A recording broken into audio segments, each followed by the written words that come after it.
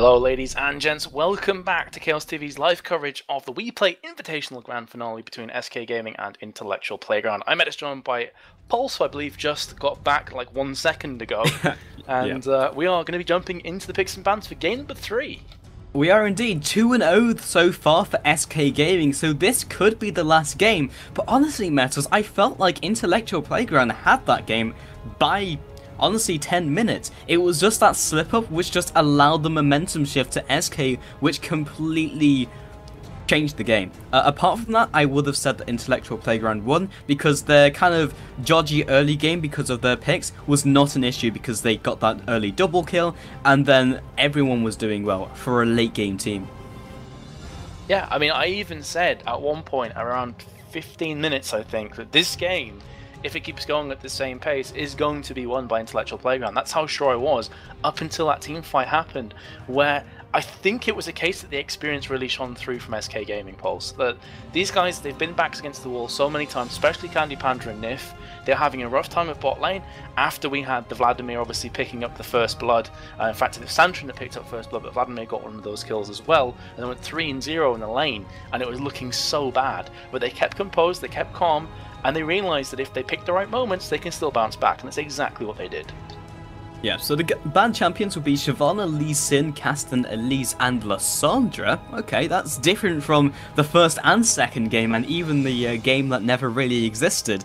So maybe it's that fearing the secret strategy from Intellectual Playground, but it's not something that we've seen before from them in either of these games or this series. So maybe it was just a question or a matter of them not really knowing what to throw out as the last ban, so they just threw out something kind of like a blanket ban. Yeah, and also, you know, if the likes of Nigod Bro or potentially, sorry, 1 sec. Yeah, Take over, Pulse, the phone's ringing. No problem. Best so timing. we've got Elise as the, not Elise, Evelyn as the first pickup. There's two of the champions who begin with E. But Evelyn as a first pickup is a little risky, but it's a very solid pickup because of the new meta, where you basically, you go Evelyn, you bypass all the wards because you have stealth, and if they have a pink ward, then you clear it out, and then you wait there for a couple seconds, and then you gank, because that's how Vision Wars work nowadays, and it's very difficult to play around unless you have a huge gold investment. So Intellectual Playground are going to have to be like, okay, so what do we do from this situation? We could throw out the Elise pickup, which we banned out ourselves, so we can't go for that where we can just straight up counter Evelyn in the jungle or with counter ganks. So the other option is to just try and go blow for blow with Evelyn, but it's not really a good matchup. So I believe Metas is still on the phone, so I'm just going to carry on through this. So Ziggs will be picked up, which is just a very solid pickup in the mid lane. Just needs to wander down the river just for a little bit, throw out the Mega Inferno Bomb, wave has been cleared. And Vi is just a very good jungler in general. She has heavy ganks early game. Mid game just has the initiation, chains very well with Orianna, which we saw last game, which actually one of the key factors as to why they won that game. So there's just lots of synergy and just very solid picks thus far from both these teams. Yes, I apologise, I am back. This time of year is awesome for family, not so good for getting random phone calls from your very old grandmother who can't speak very well. So, unfortunately, I had to quickly dash off, but thank you very much for covering over there, Paulson. I was going to say that maybe Lissandra is a character that Nigod Bro or Gamble are just very strong with. I mean, this is something, again, that a couple of weeks ago, in fact going back a month, was played pretty often from the likes of Cowtown from Copenhagen Wolves, who of course is now in the LCS. So it is a very strong champion in the right hands. Yeah, absolutely. And we'll go for, I was going to say conservative picks, but then they just picked up Leona, so that's gone out the window. Rengar makes a little more sense because he can just go in the top lane, he's got a lot of good matchups. If he doesn't have a good matchup, he just sustains and then he itemizes, and then he's Rengar. Leona, as a pick by itself, is a little interesting, because generally you'll pick up Leona and pick up like an AD carry alongside that, but now they know they'll have an aggressive bot lane without them picking up their AD carry regardless, so now they can pick up their own bot lane or just even wait until their last pick so they can counter pick the AD carry. So by picking Leona first, it's a little interesting, but if you're going to pick anything before your AD carry, it's probably going to be support. Well, interestingly, Niels is actually going to be picking himself up the Ezreal instead. Now, this is something that we saw in the first game, as you said, that never happened because you had the remake and, of course, the spectator issues, where Candy Panda was thinking of going as with Leona. That is going to allow Vayne to be open again, though. So, if Candy Panda is feeling the Vayne, last time around Niels was running it to not necessarily the best effect after the first 20 or so minutes. Now, they're switching between Shaco and Heimer. I would not expect to see them getting locked in here, Pulse, if I'm honest. I would expect something like a Vayne. I think Vayne or Jinx would fit this very well for Candy Panda. Very comfortable champions for him, especially with Ezreal being already locked in from Intellectual Playground. I think Vayne right here would have a very questionable front line, especially if Rengar's going to be split pushing, so he's going to be away from the fight. And even if it does get to fight, then Rengar's going to be jumping on your carry. Leona is not really going to be the peel that you want. She's going to be jumping to the back lines, and it's all going to be based on your kind of middle pick. So I think that would be very risky, and therefore they've just picked up the Caitlyn. Ooh, interesting. So, that Caitlyn Leona, I'm going to be honest, not seen a great deal of them. I mean, there's a lot of strengths that they bring to the table, but you kind of got super close range with Leona. Yes, she can land Zenith Blades and Solar Flares, but you've got melee range with Caitlyn, who's harassment-centric. So you've kind of got a mixed match of both worlds there. Honestly, I don't know how this is going to work here for SK Gaming. It's not something I've seen them run a great deal of. Not at all, especially when they picked up Karma, so they knew that was probably going to be support, because they had already picked up Ziggs, so that's going to be mid lane, and then Karma support is something we've seen, not because of laning phase, but because of mid and late game. Now you can itemize AP, you can go for like Talisman and Ascension, so you have the extra movement speed along with Defiance, and then you just do a lot of damage because you build AP on top of that. That's really scary. Laning phase, not so great. But against Leona, Leona jumps in, you tether her, you lock her down, Ezreal jumps out, you disengage. And again, no matter really what AD carry you pick against that, you're going to have the very similar scenario. So, Caitlyn right there, I guess they're looking for Siege, but it's not something we see too much anymore.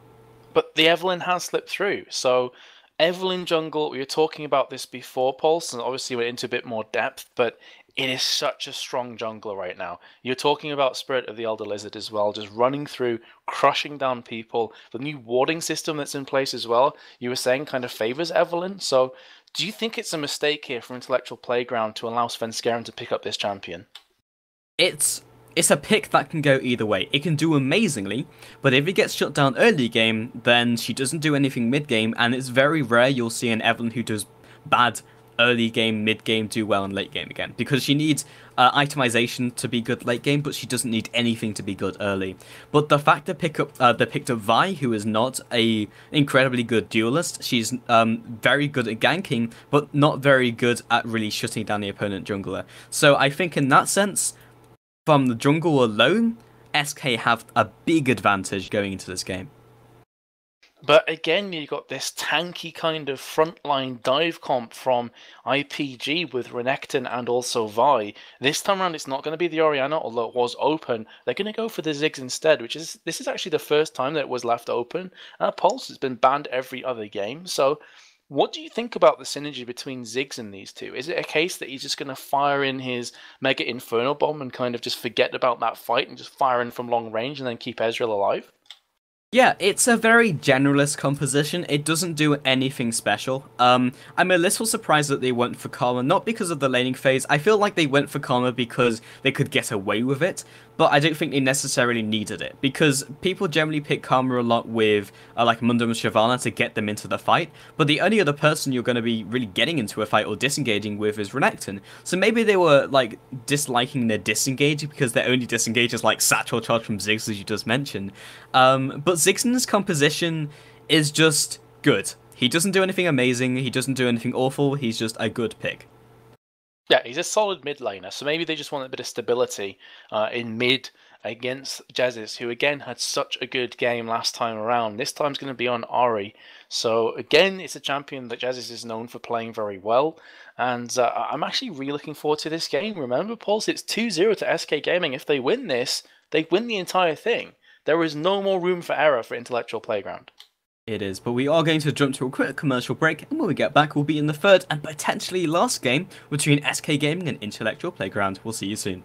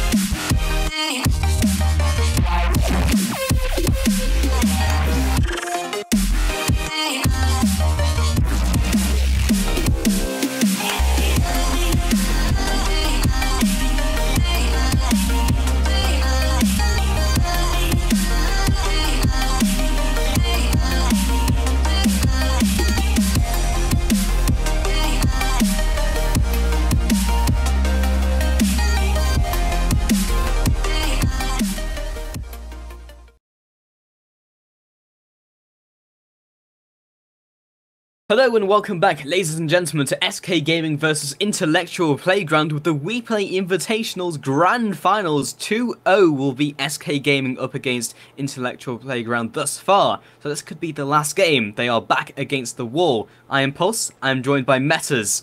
How do you think this game is going to go? Well, it's super ballsy from Intellectual Playground to bust out the Karma. Now, Wendell Bow could very well be an exceptionally good Karma player. I'm not saying it's a bad champion, but remember, Annie was open, Fiddlesticks was open, Thresh was open. All of them have a lot of CC, all of them have a lot of damage. Gamble's actually going to face check this bush, and he's going to find himself 2 SK players. Don't think they've got enough damage to actually pick him up. That being said, Bowler Strike was first used there, as I think our streamer's room just collapsed. I'm not sure if you heard that, Boss.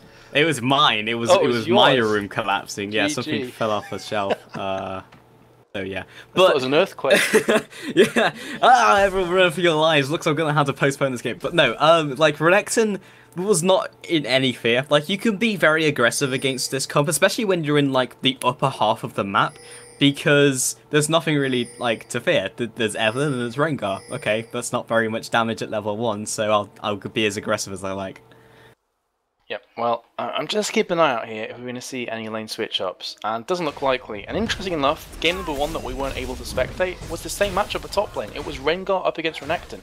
Identical switch-up, and I honestly, from what I heard, Freddy122 had a pretty comfortable top lane. So it could be interesting to see if he rinses and repeats here. Yeah, like Rengar, Renekton is a very, very slow lane. Rengar has Renekton has the slight advantage early game. Kind of like levels 1 to 6, and then it just evens out, and then they both farm. So if Gamble can pick up the early pace against Freddy, great. If Freddy survives the first couple levels, then nothing happens at all. Yep, so definitely one to watch out for at top lane. By the way, I apologise in advance. I'm probably going to make up loads and loads of mistakes in this game between Rengar and Renekton. For some reason, it's like the Yorick Corky thing for me, where I mix match the words together. And in those fast, frantic team fights, I know I'm going to screw up a couple of times. Bot lane, the tether will land from Wendell Bow. Bit of poke damage on Nif, but they're going to be okay. Just going to farm underneath this tower. Yeah, it's because they're both very similar in terms of their names. Like, Ren starts with both of the names, and Yorkie and Corky are very similar. GG. Exactly, you see? That's like Yorick and Corky, they're too similar. I even screwed it up while making the analogy. There you go. See, I don't feel as bad anymore with all those paint pictures that I received of a Yorkie bar on Yorick while he's Corky's flying through the air. But yeah, I'm pretty sure I'm going to screw up a number of times. I'll just probably stick with their names actually, Gamble and Freddy. Yeah. Make it much easier. That being said, though, speaking of them, Rengar's just getting some free farm while Vi is actually thinking about a potential gank at top lane. Ward has just came out from Freddy though. Yeah, it's very difficult to gank top lane anymore, especially with a jungler like Vi who needs to come in from an angle. Because Lee Sin does not. He can lane gank, he'll be fine. He dashes to his ally and then goes for the gank. But Vi needs to come in from an angle, otherwise you're knocking them away from you. And okay, if your laner can follow up on the CC, then great. And Gamble can, of course, do that. But Vi's going to go for a very early recall. Yeah, Wendell Bow is going to be falling down for first blood. Nif will pick that one up. And if he missed it, Svenskeren, he came down round the back, very much like a predator, lurking in the shadows, lurking in the bushes, and completely caught off both Wendell Bow and Niels out of position. Picks up the comfortable first kill. Yeah, like one of the reasons we were saying why Karma might have been picked up in this lane is because she can pin down Leona when she jumps in. Okay, great, but that only really works if she jumps onto Niels because he arcane shifts out, then Leona's dead. But that would have happened anywhere without the Karma being picked up. If she jumps onto Karma, Karma gets stunned, Caitlyn falls with damage, he dies. If there's a gank happening, which we saw exactly what happened there with Evelyn, then as soon as Karma, because she's very immobile, gets caught, then she dies, and she's very, very squishy. So as a Karma pickup, I'm really not seeing it. Maybe they just have some crazy tactic we're not quite seeing at the moment. Yeah, maybe it's a case of like getting the focus resolve on Vi and just saying, have fun. Run at them as fast as you possibly can. Yeah. But again, that's a very situational play, honestly. And you know, these guys are the top level players. These are the challenger players, not me. So who am I to disagree? But I still feel something like Thresh and your Fiddlesticks would have fit much better in the comp as well. Because the one thing I'm seeing from them is they lack quite a lot of CC, honestly. Yeah, they don't really have disengage. And Karma gives that to them, but they hadn't engaged, so they don't need Karma for the engage. They honestly did have the damage, and I agree, they don't really have very much CC, and Karma does not offer you CC apart from the tether on one person, which is delayed and can be interrupted, and you have a slow. That is what Wendelboe will apply to this game. It's just not going to be the same as an Annie pickup, which was open. We'll see what happens, and Evelyn picking up the first kill was great, but she needs to keep up those kills, keep up the momentum, otherwise the Evelyn pick won't be worth it.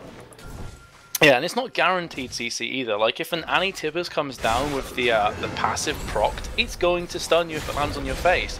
Whereas you can dash out of the tether from Karma, which completely alleviates a lot of the pressure that Wendelboe is going to be putting down. Whereas on the flip side, Nif can really crush through you. In fact, here comes Svenskeren again. They're going to be rinsing and repeating. They have definitely found out this weak bot lane right now, and they're going to be going for this. There's the tether. Will be stunning away Svenskeren, but again, lots of damage being put down with Candy Panda at full hit points. This is going to leave the bot lane for IPG in a pretty precarious position. It is indeed, and you can see they're targeting Wendelboe because he's immobile. Niels can jump out of Arcane Shift, but Wendelboe cannot Arcane Shift out of an engagement. So Evelyn's just going to probably rinse and repeat. Heal with some of these parts, go for the camp, and yes, the wave is pushed in, but he'll be back shortly. Top lane though. Oh, Freddy 1-2-2 underneath that tower. It's going to be getting the upper hand on Renekton. Does fall himself, so 1-for-1 trade. But were both summoners popped in the process? Yes, just both the ignites were used, so pretty much dead even. Yeah, and the wave is going to even itself out anyway. Neither of these waves are going to push, so that's as even as you can get it. And Rengar goes away and picks up the Chain Vest and the Giant's Belt over what Renekton picked up. He actually picked up the boots, which is a little... Okay, there we go. He's picked up the Jarran's Blade. So he's going to try and apply the early pressure that Renekton brings to the table and try and at least stay on top of Rengar. Yeah, he's going to be bringing the bully to the lane right now, and that's kind of where I have to feel that Renekton excels right now, Pulse. It's one of the reasons why he is considered to be a top-tier pick, because in lane he's a bully, and then outside of lane he just becomes this monster tank that's so difficult to kill, and with the slice and dice can just jump on your back lines. Yeah, and we're going to try and see Gamble to stay on top of Rengar, but if he doesn't, then okay, he can teamfight, just as you said. But Rengar is going to become an issue, because he does definitely outscale Renekton later on into the game. Let's take a look at some of the other lanes that we haven't really shown much love to. We haven't talked at all about the mid lane, but because they're both fairly long range, and they've hit level 6, but Ari doesn't want to engage on Ziggs because he has the CC. He has Burst. Specifically, when he's on the defensive, it's very easy for Ziggs to land all his damage. So neither of these lanes are doing anything because Godbro keeps Ari at range and carries on farming, and then Jesus just kind of sits there and farms as well. It's a very good point that you kind of touched upon there, that Ziggs is a very difficult mid laner to chase down. You got Satchel Charge to go through, then Minefield, and if he wants to turn it back around, he definitely can. He's got the blue buff right now, so he's going to be able to spam away those bouncing bombs every so often. Top lane, Renekton and Gamble are going to be jumping on top of Freddy 1-2-2's Rengar with the help of Santorin, but nothing really going to happen. Now bot lane, Nif is going in hard on Wendelboe, and they're really just bossing this one back. You can see that Candy Panda just took a bit of a tap from the side right there, but up until that moment, Nif and Candy Panda, they are dictating the pace of this lane. Yeah, Santorin though faked out Freddy's ultimate, and now he doesn't have that available to him, and he's looking for round 2. In fact, he might head all the way around. No, he's just gonna back on off. I thought the fact he had his ultimate down might have been the window he wanted, but honestly, like, Svenskeren hasn't done all that much in the early game. He's picked up a kill, great, but that's maybe not worth it. This might be though.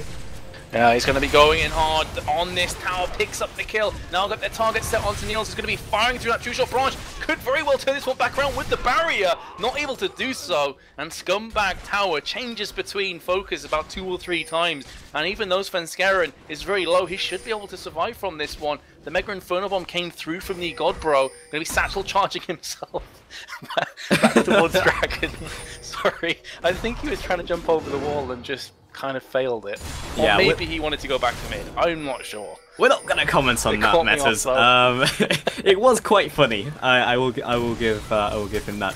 But now the Evelyn pick is definitely worth it. The picking up those 3 kills just on the back of the Evelyn pickup was, yeah, that is 100% worth it. Picking up that kill, and it also committed the time from Vi and Ziggs, and also the Ziggs ultimate, which is not really a big deal, but it is when Dragon is up, and is something that both these teams are going to fight over. So if that happens before Ziggs ultimate comes back up again, then then they're going to come out ahead because he doesn't have that big damage spike.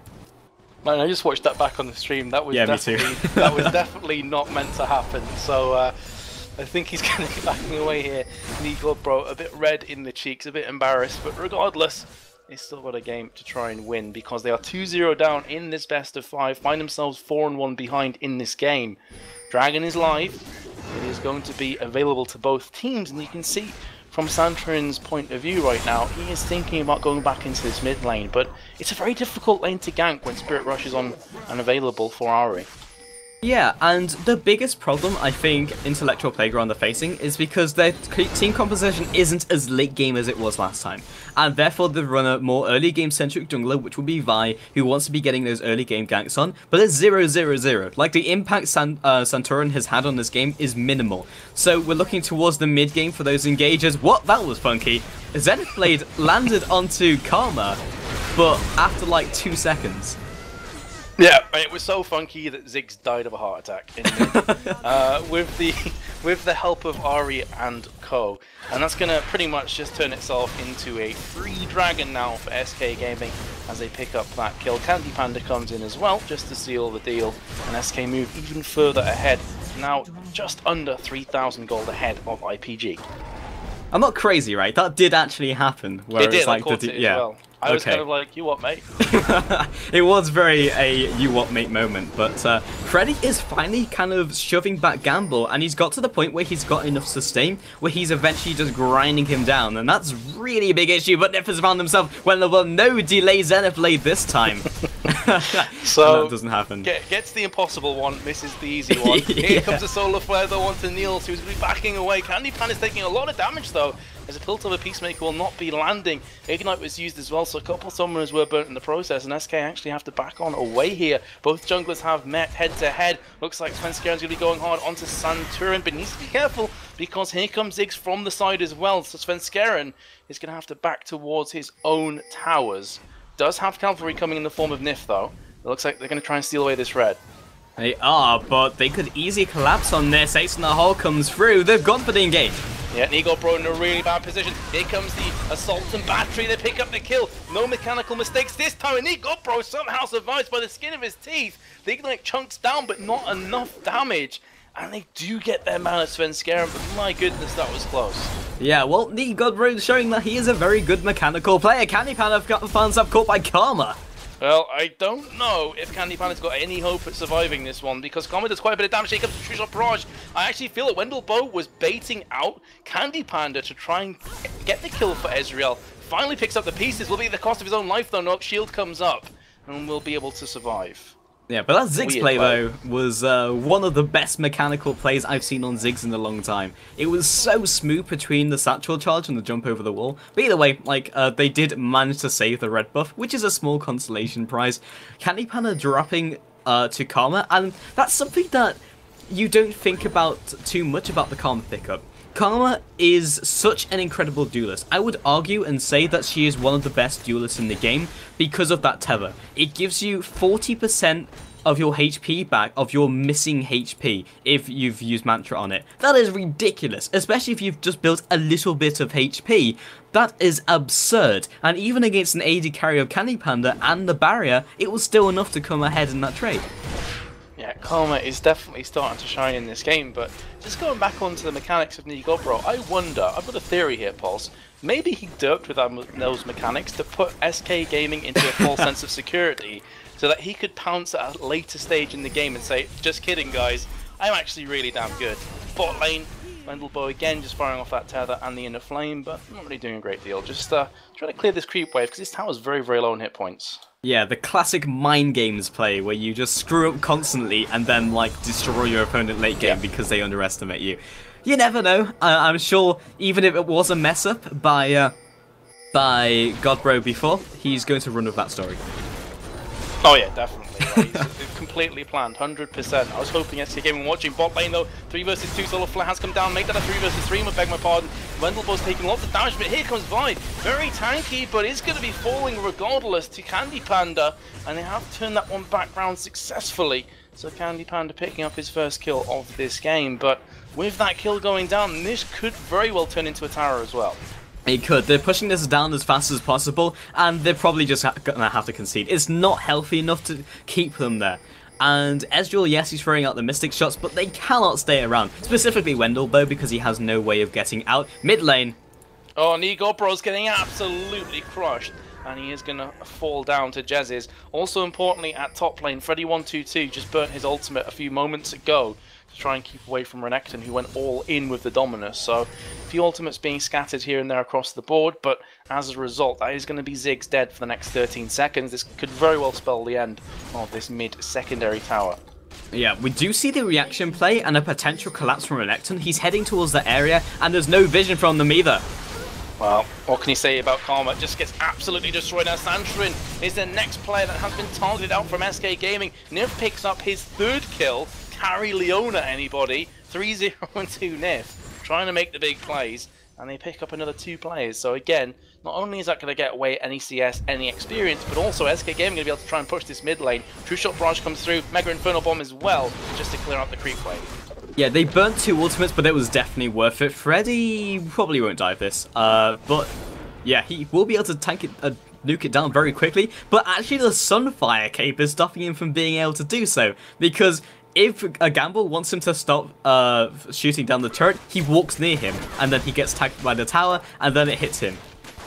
This is actually something really interesting that I was talking to Zyraz about, who plays for Team Property, when he was saying that sometimes as a top laner, you don't want to finish off the Sunfire Cape quickly for the exact reason that you just proved there, Pulse. Because you cannot be the kind of lane bully underneath the tower. You can't be constantly harassing the tower because Gamble is going to stand next to you, get the aggro, suddenly the tower's against you as well. So it just shows mechanically you have to be very careful at top lane in these kind of situations. Yeah, indeed, and Freddy just using the mechanics to get on out of there. But let's take a look at some of the item builds, something we haven't touched on too much at all. And now that they've started trading in the top lane. They don't want you to finish that sentiment, Pulse, because they are going so deep on each other right now. Freddy122 has just 8 an Ignite for his troubles alongside Gamble, who doesn't have his ultimate available. It's already been popped off, and now he's going to be jumping back in again. Could be to his detriment, and there's the flashing from Freddy122. My eyes, what the hell just happened? That's why you can't dive Renekton, that's why you can't dive Rengar, because they have heals on demand, they have a lot of damage on demand, and Neil's in the bot lane. Well, that sure is Evelyn. Niv picks up his 4th kill, looking for his 5th, but Svenskeren will be picking that one up for himself. I can't remember the last time I said 4-0 and 2 Leona in a game of this caliber. It's quite a strange one.